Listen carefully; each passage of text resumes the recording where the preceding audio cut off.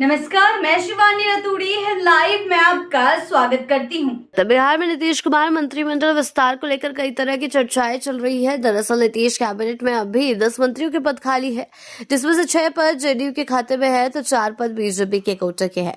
Bihar cabinet के स्वरूप की बात करें तो मुख्यमंत्री के अलावा 35 मंत्री बनाए जा सकते हैं।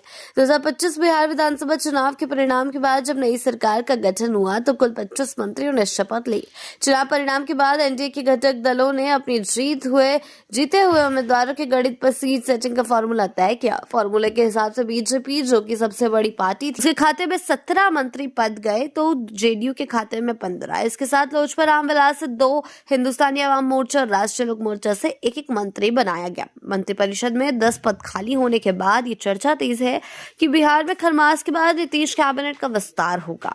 2020 चुनाव परिणाम के बाद नीतीश कैबिनेट की रूपरेखा तैयार हुई थी तो मंत्रिमंडल विस्तार फरवरी महीने में हुआ था। ऐसे में उम्मीद जताई जा रही है कि 14 जनवरी के बाद नीतीश कैबिनेट का विस्तार हो जाएगा। इस विस्तार में कई नए चेहरे मंत्री भी बन सकते हैं, क्योंकि जेडीयू हो या बीजेपी, कई वरिष्ठ मंत्रियों के पास 2 या 2 से ज्यादा विभाग है। जेडीयू सूत्रों की माने तो संगठन को ध्यान में रखते हुए पार्टी जातीय समीकरण को साधेगी और मंत्री बनाएगी, तो वहीं बीजेपी कई नए शहरों को भी मौका दे सकती है। जेडीयू से श्याम रजक को मंत्री बनाया जा सकता है, तो वहीं कुशवाहा को वोट साधने के लिए नीतीश कैबिनेट में एक बार फिर जयंत राज की वापसी हो सकती है।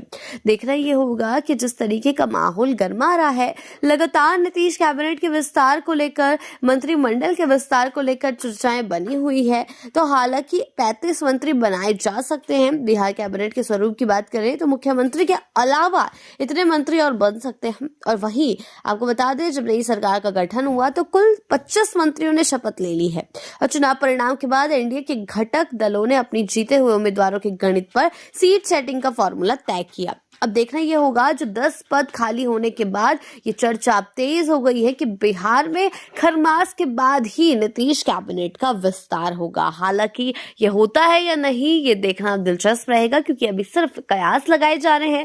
क्योंकि पिछली बार भी 2020 में हमें यही देखने को मिला था कि फरवरी तक मंत्रिमंडल का विस्तार पूर्ण रूप से हो चुका था। तो इस बार भी उसी तरीके के कयास लगाकर ये कहा जा रहा है कि जल्द से जल्द खरमास के बाद क्या पता मंत्रिमंडल का विस्तार हो जाए और बाकी के मंत्रियों को भी उनका पद मिल जाए।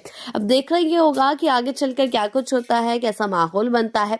जेडीयू से श्याम रजक को मंत्री बनाया जा सकता है। कुशवाहा वोट साधने के लिए नीतीश कैबिनेट एक बार फिर जयंत राज की वापसी हो सकती है। कयास बहुत कुछ लगाए जा रहे हैं मंत्री के नामों के, लेकिन हालांकि मोहर आखिर तो नीतीश कैबिनेट में पता चलेगी कि जब विस्तार हो जाएगा कि किन मंत्रियों को कौन सा पदभार मिला है। ऐसे ही अपडेट्स के लिए जुड़े रहे हैं लाइव के साथ ही चैनल को सब्सक्राइब करना ना भूलें और हमारी फेसबुक और वेबसाइट के साथ भी जरूर जुड़ें।